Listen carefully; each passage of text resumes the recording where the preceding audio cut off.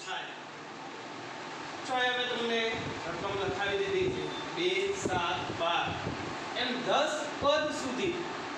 આવા 10 પદો છે. આ પ્રથમ, પછી દ્વિતીય, તૃતીય એમ આગળ વધતા 10 પદ સુધી સરવાળો કેટલો થાય એવો જો દાખલો પૂછાય પરીક્ષામાં તો આપણે કેવી રીતે ગણશું.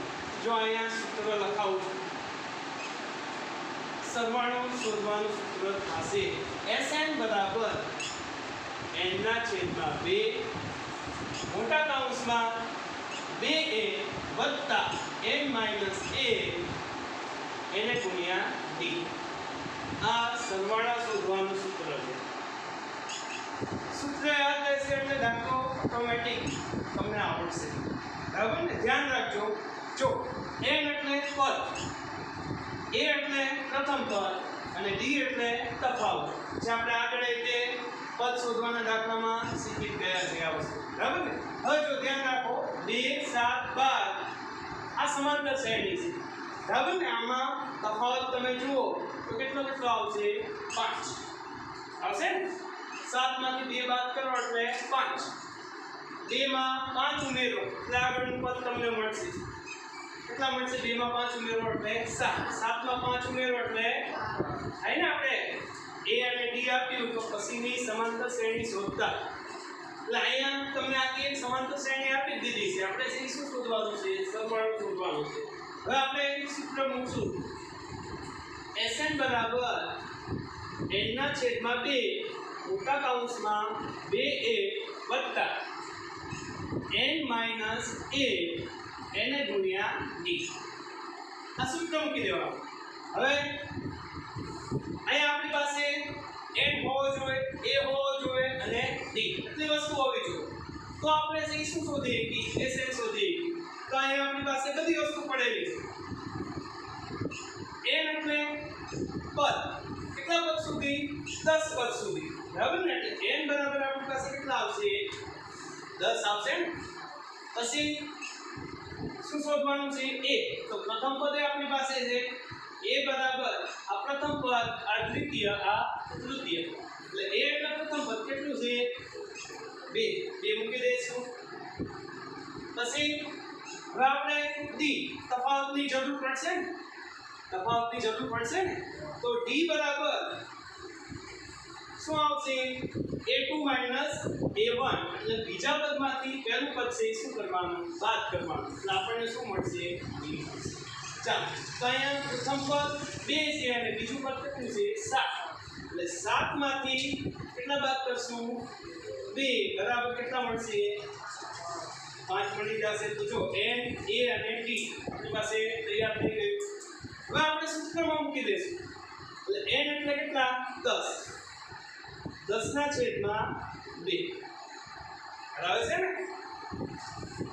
મોટા કૌંસમાં 2 ગુણ્યા a એટલે 2 આપણી પાસે સૂત્રમાં છે તે અને a એટલે પ્રથમ પદ.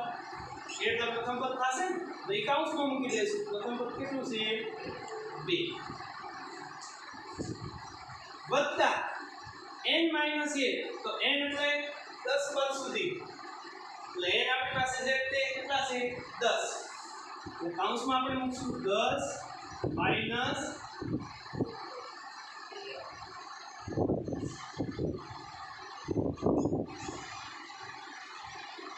10 માઈનસ 1.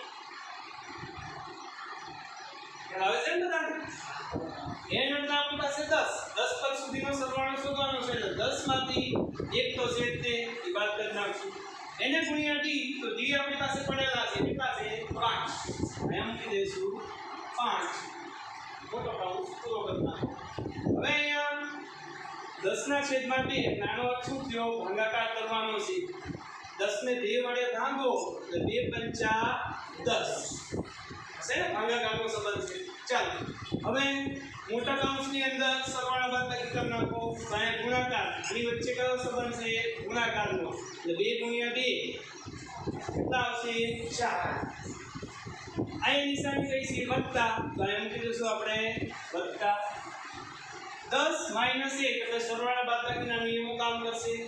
એટલે 10 માંથી 1 બાદ કરો કેટલા આવશે 9 તો એ કૌંસમાં મૂકી દઈશું 9 અને એને ગુણ્યા અહીંયા ગુણાકારનો સંબંધ 5 તો કૌંસ અહીંયા પૂરો કરી નાખો જે મોટા કૌંસની પ્રક્રિયા એ સરવાળા બાદબાકી જે થાતું એ કરી નાખવાનું પછી આપણે જે જવાબ આવે એની સાથે ગુણાકાર કરી નાખો એટલે વત્તા 5 એમને એમ રહેશે 4 એમને મૂકી દો આની સાથે કયો સંબંધ છે ગુણાકાર 9 પંચા વત્તા 45 ચાલો 5 એમને મૂકો 45 માં 4 ઉમેરો સરવાળો કરવાનો આવશે અહીંયા આવશે 49 હવે જો આ બંને વચ્ચે ગુણાકારનો સંબંધ તો 49 ગુણ્યા 5 તો 9 પંચા 45 બધી ચણી 4 5 ચોક 20 20 ને 4 જવાબ આવશે આપણો 245 આ આપણને મળશે SN એટલે SN આપણે કેટલું શોધવાનું છે 10 પદોનો સરવાળો એટલે આપણો 10 પદોનો S 10 બરાબર શું મળશે 245 તમારો જવાબ આવશે